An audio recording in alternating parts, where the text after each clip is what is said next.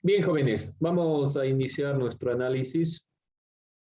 Primeramente, revisando esta temática. Recuerden ustedes que ya hemos cerrado la perspectiva en historia de lo que se refiere principalmente a las materias primas y herramientas utilizadas en el Paleolítico. Vamos a revisar el día de hoy de forma complementaria la elaboración de herramientas, transformación biológica, social del ser humano en cuanto a esta visión de las herramientas como un elemento fundamental. Esto es lo que más nos va a interesar. Por lo tanto, debemos irnos centrando en esta perspectiva de las herramientas. Vamos a revisar un video que nos da cuenta un poco de esta evolución en algunos elementos y les pido sobre todo que ustedes tengan en cuenta lo que el video les va a ir mostrando y qué les parece lo más interesante. Algún dato interesante que este video nos muestre. Nada más les voy a pedir en esta parte, simplemente un dato que usted considere relevante. Bien, jóvenes, entonces vamos tomando en cuenta, tiene que ver mucho con lo que vamos a revisar esta clase, así que la elaboración de las herramientas transforma biológicamente al ser humano. Y vemos primero el hecho en el video del Homo habilis. Primero, antes de continuar, ¿a qué etapa pertenecía el Homo habilis del Paleolítico? ¿Cuál de las tres etapas que hemos visto? A ver, revísele. ¿A qué etapa pertenecía el Homo habilis? En la etapa media. ¿Seguro? ¿Dónde aparece el Homo Inferior. habilis? A la etapa inferior. ¿Qué significa? Que ya desde el Homo habilis, en la etapa inferior, comienza a darse un proceso evolutivo significativo a través de la elaboración de las herramientas. Bien, ¿qué otro dato relevante ustedes pueden sacar del video que les llame la atención?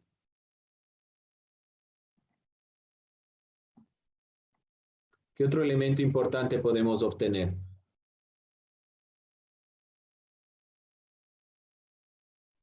A ver, veamos, pregunto yo entonces.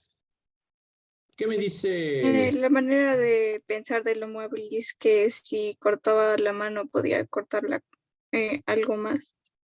Ya, se da cuenta de dos cosas. Primero, que la piedra corta la piedra, que es un elemento fundamental porque ahí vamos generando herramientas. Segundo, el Homo habilis se da cuenta que puede cortar la carne con la piedra que ya se ha cortado. Esto para nosotros puede parecer algo de lo más obvio y sencillo. En la evolución es algo sumamente relevante. Vamos a puntualizar que los humanos actuales adquirieron sus características a lo largo de un proceso que se llama hominización. La hominización es el proceso evolutivo que mediante cambios anatómicos y fisiológicos desarrollados en el transcurso del tiempo dan origen a la especie humana. Uno de los cambios fundamentales, gracias a las herramientas. ¿Qué le permitió la herramienta al Homo habilis? ¿En qué le ayudó la herramienta al Homo habilis? Para cazar de una mejor manera. ¿Qué cosa? Para cazar de mejor manera. No solo eso, hay algo más importante.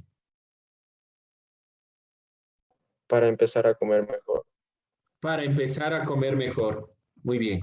Entonces, la alimentación se vio mejorada gracias principalmente a la herramienta, porque se permitía desgarrar la carne y tener elementos más pequeños para sintetizar.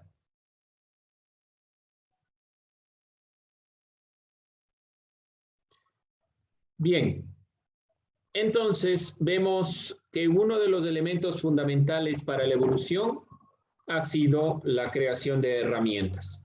Y vemos que el ser humano actual adquiere sus características gracias a este proceso. Durante mucho tiempo, científicos como Carl Ernst y Elliot asumieron que el crecimiento del cerebro fue un factor determinante para la transición hacia los seres humanos actuales. Esta idea fue firmemente afianzada pero entró en conflicto cuando se descubrieron los restos del género Australopithecus en la década de 1920. Este homínido, aunque poseía un cerebro apenas más grande que el de otros primates de similar tamaño, ya era capaz de caminar en forma erguida. ¿Qué quiere decir esto? Que no necesariamente el tamaño del cerebro fue una de las consideraciones de la evolución propiamente. ¿Qué creen ustedes que determina que un cerebro sea más avanzado que otro? Vemos que no es propiamente, vamos a puntualizarlo acá. No es propiamente el tamaño. No es el tamaño Las propiamente. experiencias. Como las experiencias. ¿A qué se refiere con las experiencias? O sea, lo que ha vivido. Vamos netamente al ámbito biológico. No nos centremos tanto en este punto con la experiencia, sino vamos al ámbito netamente biológico.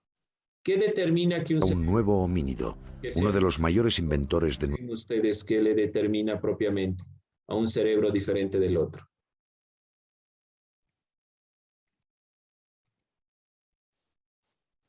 La adaptación del ser humano.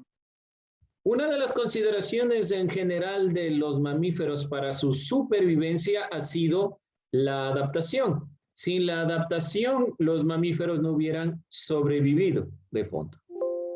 En esto podemos considerar un elemento importante.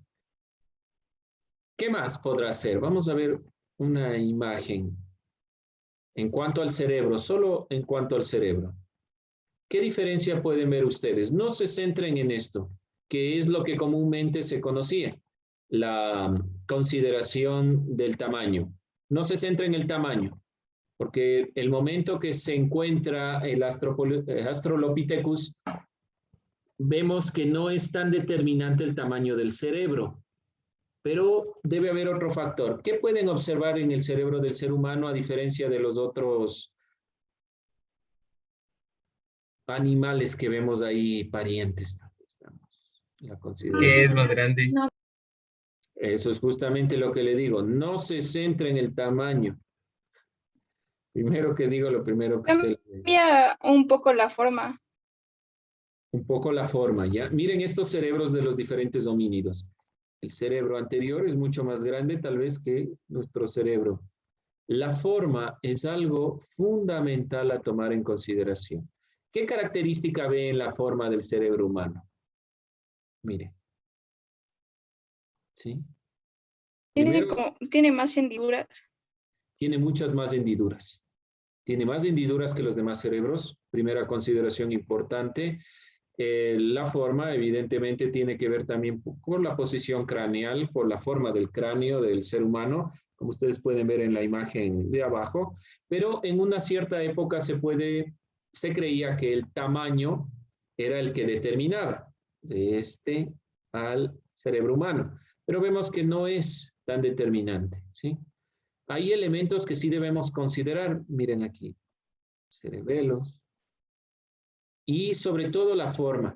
Se va haciendo cada vez más complejo el cerebro humano, a diferencia de los demás homínidos, y vemos la comparación en este sentido. Voy a poner otra imagen también para que sea un poco más clara esta perspectiva de la diferenciación que tenemos con los demás.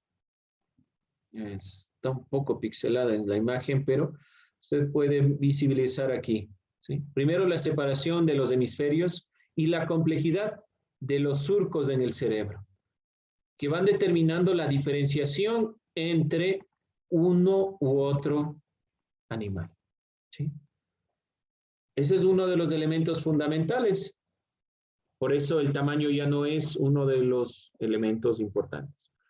Años antes de este hallazgo del Australopithecus, frente al énfasis dado al aumento del tamaño cerebral, científicos como el naturalista alemán Haeckel había propuesto una explicación de la evolución humana basada en la adopción de la postura erecta. Ustedes deben haber escuchado y visto esta imagen muy común a nosotros, ¿sí? Que la determinación de la consideración del ser humano es principalmente la posición. Entonces, otros científicos atribuyeron previamente a la llegada del descubrimiento del Australopithecus. O sea, antes de que se descubra este homínido, primero se creía que el tamaño del cerebro era determinante, pero vemos que no es el más determinante.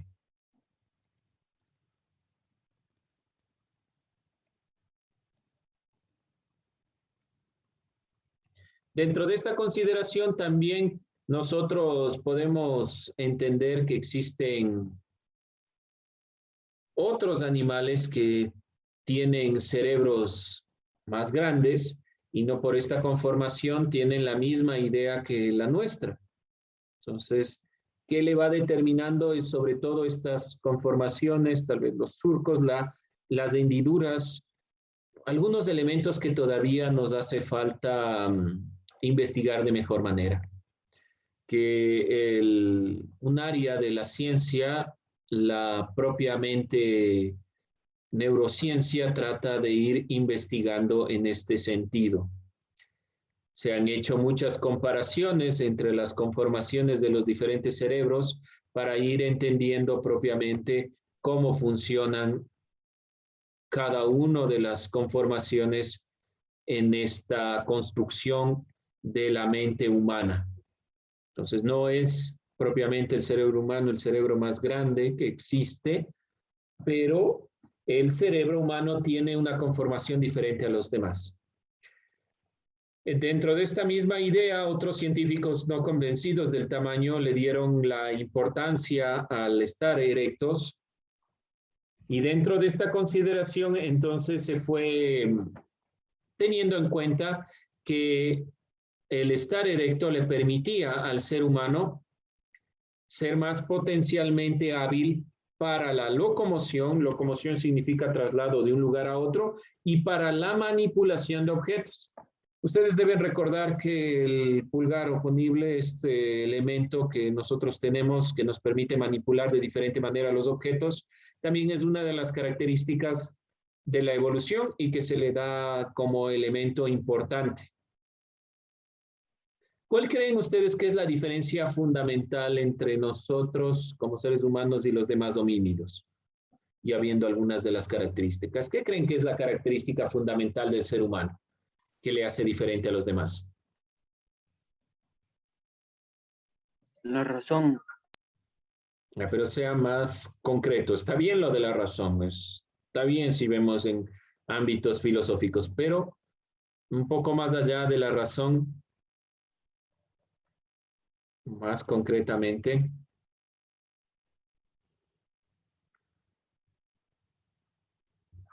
¿Qué me dicen? ¿Cuál es la característica única del ser humano? ¿O qué es lo único que el ser humano tiene diferente al resto y que le permite sobrevivir?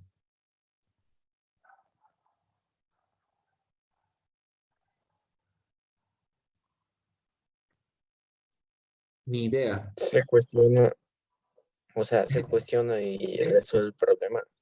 Sí, las dos consideraciones que ustedes ponen son correctas, pero son ya interpretaciones de lo dicho, que está muy bien. ¿De dónde nace eso? De nuestro cerebro. La única condición que nosotros tenemos diferente es que nuestro cerebro es diferente y por lo tanto pensamos diferente, nos cuestionamos, analizamos, pensamos, tenemos lenguaje, creamos lenguaje en la realidad gracias a esta consideración. Muy bien, entonces el cerebro es lo que nos determina. Dentro de esta idea, los primeros miembros del género Homo fueron capaces de elaborar herramientas. La mano no solamente se convirtió en un órgano de trabajo, sino que fue transformada por el mismo trabajo. Recuerden ustedes que veíamos al principio de historia que uno de los conceptos más importantes es el concepto de trabajo. Y aquí vamos viendo por qué. Los primeros miembros del género Homo, derivado del Australopithecus, derivado de esta consideración, la imagen del Australopithecus, derivados del Australopithecus, ha sido sobre todo capaces de elaborar herramientas. Y la aparición de herramientas estimuló el desarrollo del cerebro. No se olvide tomar en cuenta esto. ¿Pero por qué estimula el desarrollo del cerebro?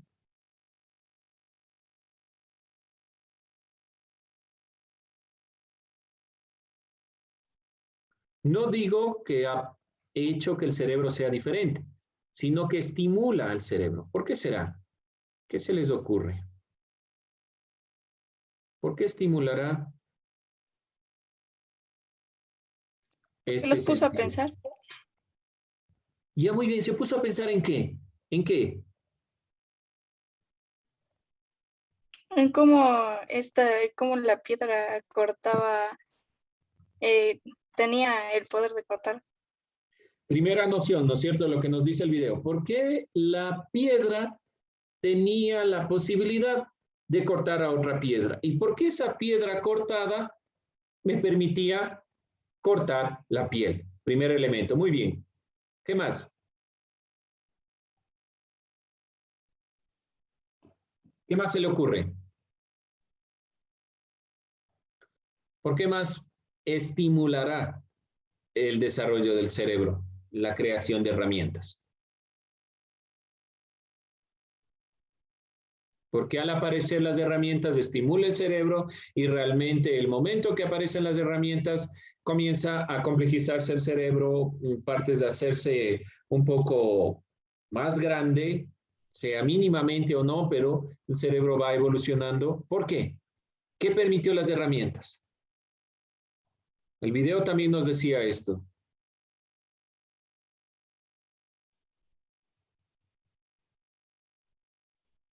¿Qué será? ¿Qué será? ¿Por qué más estimula? Gracias a las proteínas que comía. Muy bien, el momento que yo puedo desgarrar, el momento que puedo cortar en fragmentos más pequeños, el momento que se encuentra el fuego, se sintetiza de mejor manera el alimento y al sintetizarse de mejor manera llega más nutrientes al cerebro y lo potencia. Las herramientas permitieron esto. ¿Ya? Otro elemento importante a tomar en cuenta es que a partir de las herramientas, ya no solo el ser humano se conforma con una herramienta, no se conforma con tener solo una piedra que corte la carne, sino que le va especializando a las herramientas. Entonces, una herramienta me puede servir para machacar los granos, otra herramienta la utilizo para cortar, otra herramienta la utilizo para desgarrar la piel, otra herramienta la utilizo para matar al animal, otra herramienta la utilizo para diferentes elementos. El momento que un homínido se da cuenta de la utilización de las herramientas, los demás homínidos van a tratar no solo de imitar esas herramientas, sino que van a tratar de modificarlas, cambiarlas. Por lo tanto, este cambio de una herramienta a otra estimula el desarrollo del cerebro, tanto porque permite que tengamos mejor alimentación, porque permite acceder rápido al alimento y sobre todo porque modifica la realidad en cuanto a la modificación de herramientas. La aparición de las herramientas estimula el cerebro al poder ser usadas para actividades como atacar, defenderse, despedazar la carne, desenterrar raíces. Estos instrumentos permitieron, a través de la caza y la recolección, el acceso a alimentos ricos en energía. Entonces, por medio de las herramientas, se pudo acceder a los alimentos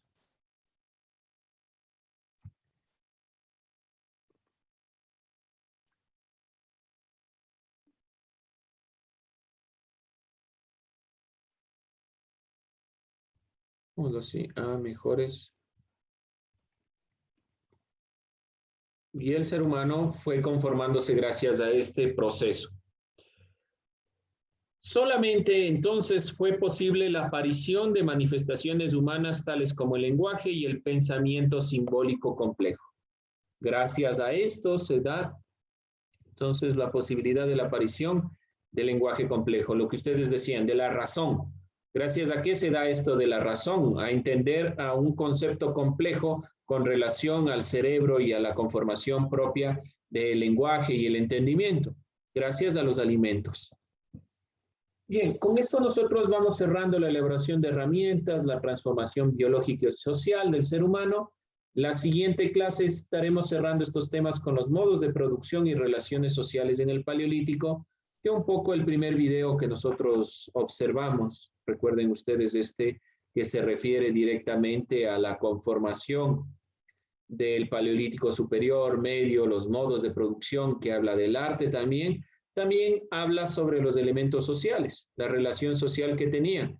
Recuerden que en el Paleolítico había gran abundancia porque no habían tantos homínidos, no eran tantos seres humanos para el Paleolítico superior, si hablamos del Homo sapiens. Entonces, esto facilita el crecimiento poblacional y la estancia en cuanto a sistemas sociales basados en ciertos parámetros primitivos que estaremos nosotros un poco observando y que van a generar estas agrupaciones posteriores que nosotros ya le daremos sentido. Bien, jóvenes, ¿alguna pregunta, alguna inquietud? Bien.